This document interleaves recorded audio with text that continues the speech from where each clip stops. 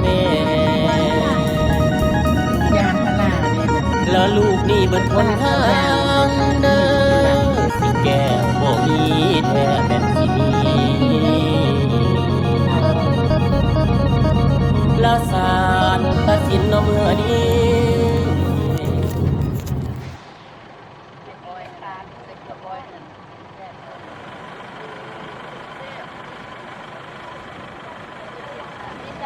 สลีสดปลุกเองวันนี้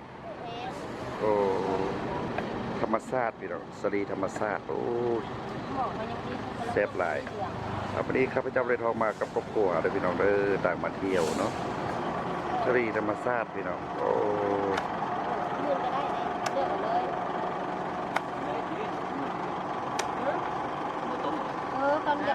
ซื้อสลีพี่น้องเอ๋ยสลีสดๆพี่น้องเอ๋ยวันนี้ข้าพเจ้าบริทองพี่น้องมีโอกาสมาทางเมืองสังทองเนาะมาแวะหรืออยากทำข้าวนะห้องบุญรองบงกระโซกพี่น้องเอ๋ยยังซอกหาเพื่อนเพิ่นอยู่เดี๋ยวนี้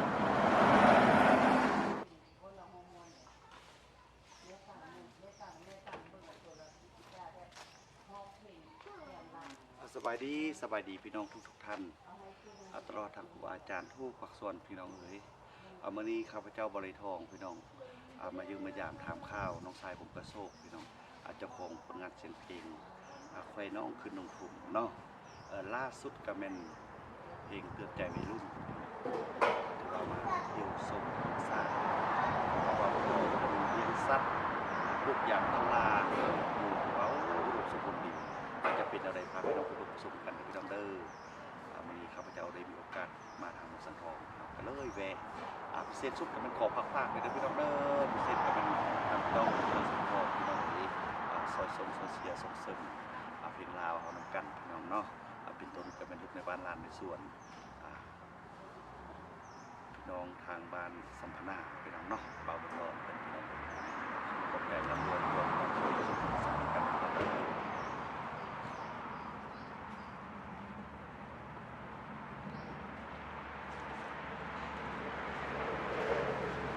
สบายดีท่านผู้ชมทุกท่านเนาะวันนี้ข้าพเจ้าเลยทองพี่น้องมาพบมาพอกับอาจารย์บุญรองพี่น้องห้องน้องไม้พี่น้องเด้อถือว่าตัวจริงเสียงจริงเพิ่นเลยพี่น้องเลยอยู่บ้านสัมพันนาเมืองสังทองข้าพเจ้าบริทองขอพักฝากเลยเด้อพี่น้องเด้อขอพักฝากไว้อกอกใจพี่น้องทุกท่านอยู่ในในอยู่ใช้ก็บอกว่าพี่น้องเลยสดส่งเสริมลาวเอาไปทำกันพี่น้องจนอยู่ส่วนภาคละนานเอาซะแล้วพี่น้องเลยถือว่าผลงานไม่ล่าสุดกันเลยนะเนาะมาคอยครั้งแรกกันไปน้องคุณผมก็ถือว่าแนะนำข้าพเจ้าบริโภคถือว่าเป็นหัวหน้าซ่องเนาะก็ถือว่ามาเบิ้งแล้วพี่น้องครับก็ถือว่าให้การต้อนรับอย่างสมควรเนาะขอบอกขอบใจพิเศษข้าพเจ้าบริโภคขอบใจพิเศษอย่างสูงเด้อพี่น้องเด้อลำรวยเบิร์ทุกท่านว่าไปเลาะเบิ้งธรรมชาติพี่น้องโอ้ยงามไปดีพี่น้องเอ้ยสาวเมื่อยพักผ่อนพี่น้องอาจจะหน่อยข้าพเจ้าบริโภคจะลงไปเก็บหอยพี่น้องจะพาท่านผู้ชมไปเบิ้งไปชมหอยตัวบักง่ายพี่น้องเลยพักผ่อนกินน้ำก่อน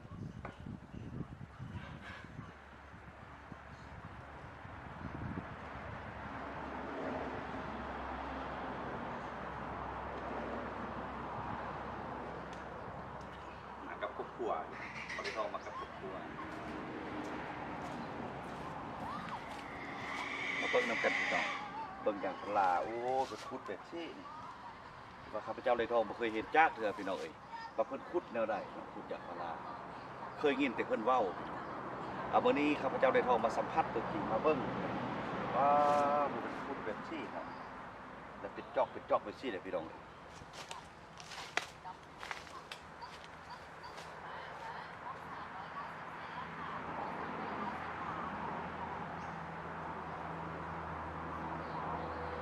ว่าทางน้องชายผมกระสุนก็ปีนึงนะแต่ข้าพเจ้าบริโภคกับบุหูหรอกผมเคยเห็นเที่ยวขุดไปที่นี่แหละแต่ว่าการขุดอย่างนี้ก็สำคัญเลยคือว่าเพื่อนต้องเอาคนที่ว่ามีประสบการณ์ที่ว่าขุดเป็นมีสีมือพี่น้องคันถ้าพอขุดลงมาเป็นสีขุดลงมาประจำแก่นนั่นนะพี่น้องก็บ่ได้พี่น้องเพื่อนต้องทดสอบว่าขุดเป็นบ่แล้วเพื่อนจริงเอาพี่น้องเพื่อนจริงฮับเอามาขุด ถือว่าจะได้พูดพี่น้องพูดไปแล้วมันวาดนะมันวาดแล้วมันคือแก่นแล้วต้นนี่ต้นอย่างเพื่อกระชิตายว่าซันเด้หรือว่าน้องสาวผู้ชมโอ้ข้าพเจ้าเลยทองคือเห็นจะเทื่อเลยพาพี่น้องไปเลาะส้มเลยพี่น้องแห้งเป็นสวนบักใหญ่เลยพี่น้องเลยนี่ก็เป็นถือว่าป่าอย่างพลาเบิดพี่น้องเลยสวนบ้าใหญ่อีดีเลยพี่น้องว่าข้าพเจ้าไม่เคยมาเห็นจักเทื่ออะไรเพิ่นคิดอย่างพลาพี่น้องเพิ่นคิดอยู่เทิงพี่น้องคิดอยู่เทิงพี่แล้วมันมีจอกตรงอยู่ลุ่มโอ้มันมาสัมผัสจริงๆแล้วมันเป็นแบบชี่เนาะ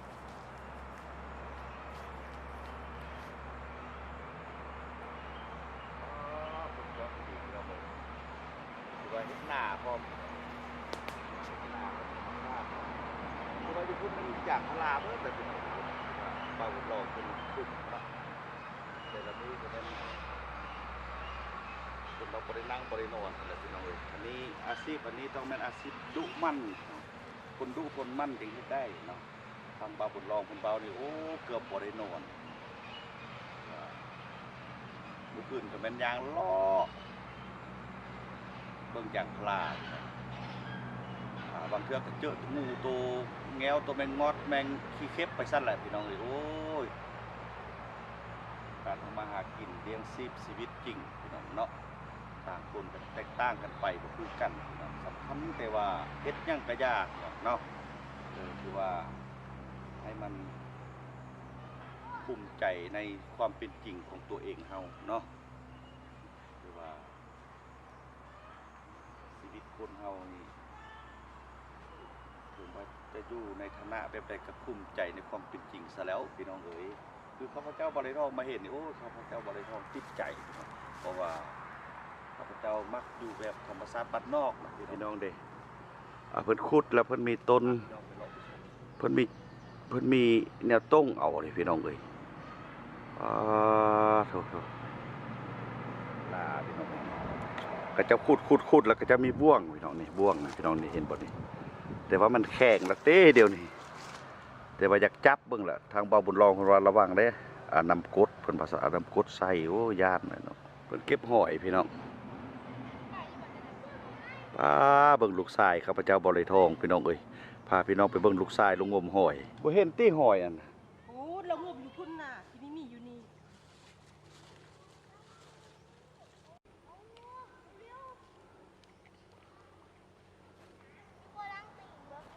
ก็บ่มีแล้วเนาะใส่เกิดไม่ลูกมันย่านอันน้ำปักได้ต้องลูกชายพี่น้องมานำลูกชายเถอะลือหลายพี่น้องเอ้ยกินนางล้ามบ่มาละดู ส้มเพิ่นลือซ่าพี่น้อง นางล้ามบ่ สาวเมืองสังทองพี่น้องโอ้ยบ่ได้ทองว่าสัมผัสตัวจริงธรรมชาติก็งามพี่น้องเอ๋ยเส้นทางก็งามคือเพิ่นเว้าหั่นแหละพี่น้องวาสนาบุญวาสนาเนาะบางคนว่าโอ้รวยคนรวยแม่นวาสนาเขารวยที่จริงแล้ว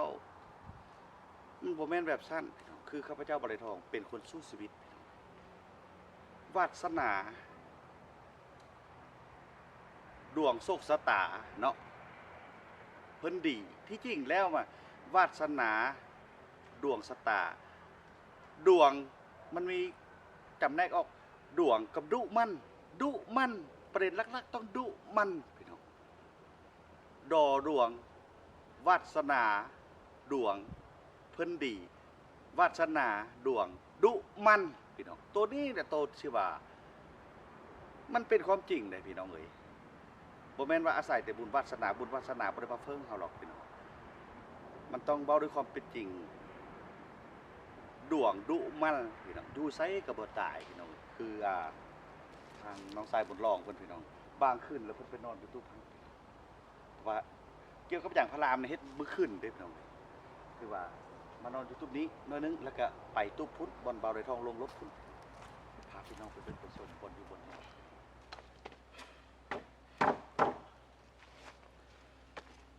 โซ่มันกระคักเลยพี่น้องเอ้ย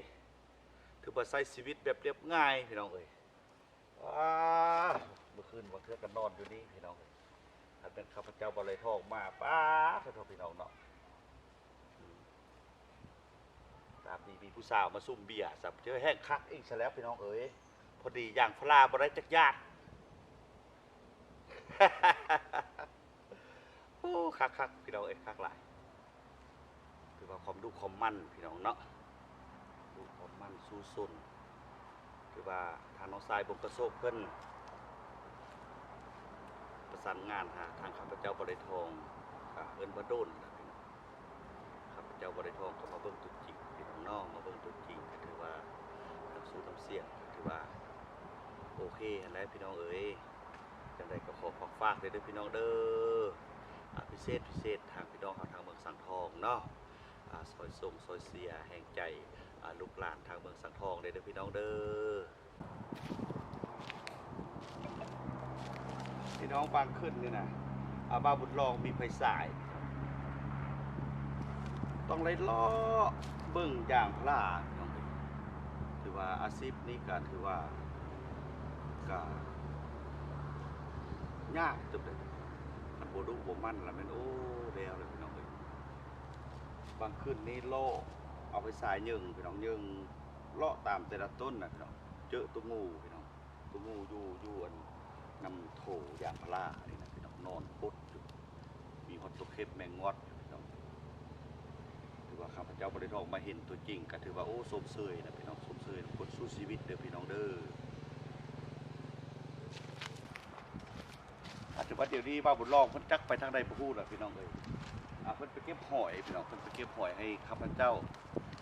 จังน้อยจะพาพี่น้องไปเบิ่งว่าบ้าบุญรองเขาได้บ่หอยแล้วเนาะพี่น้องโอ้หอยจุบซะแล้วพี่น้องเอ้ยป้า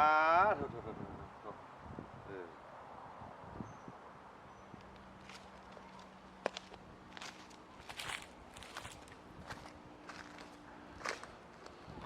ส่วนนี้ถือว่าย่างป้าช่วยจิย่างควายน่ะพี่น้องเอ๋ยชั่วโมงนึงก็บ่ค่อยพี่น้องเอ๋ยเป็น2 เฮกตาร์เนาะสวนนี่นะไม้โลกล่ะพี่น้องย่านไต้บ่ได้ติพี่น้องเอ๋ยโอ้ยย่านพี่น้องเอ๋ยไปบ่ได้หรอกโอ้ยบ่กล้าไปพี่น้องเอ้ยพี่น้องเด้อน้องป่าเพิ่นมี2บ่อนพี่น้องเอ้ยตัวนี้บ่อนหนึ่งเนาะบ่อนหนึ่งอยู่เทิงหั่นจะพาพี่น้องไปเบิ่งไอ้บ้าบุญรองเด้อพี่น้องเอ้ยเจ้าของผลงานเสียงเพลงไข่น้องอยู่ที่หนองถมเนาะสบายดีบ้าบุญรองโอ้ได้บ่ได้หอยบ่เพิ่นป้าเบิ่งพี่น้องสุดยอดเลยพี่น้องเอ้ยเนาะว้าเขามาขอบใจน้ำเขามาขอบใจน้ำบาบุญรองพี่น้องเอ้ยเอาฝากนี่เด้อพี่น้องเด้อฝากผลงานเสียงเพลงเพิ่นเนาะ3 ผลงานเสียงเพลงพี่น้องเอ้ยอาจจะเป็นควายน้องขึ้นน้องถมแล้วก็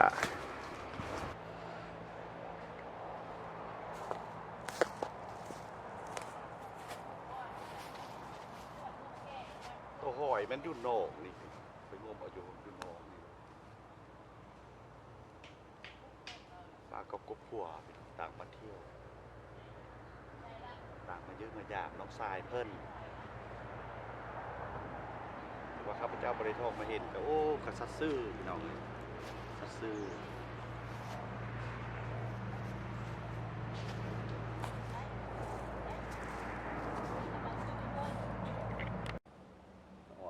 มีผู้บ่าวผู้สาวมาเที่ยวส้มพี่น้องเนาะนางส้มธรรมชาติเบิ่งป่าธรรมชาติซะแล้วพี่น้องเลย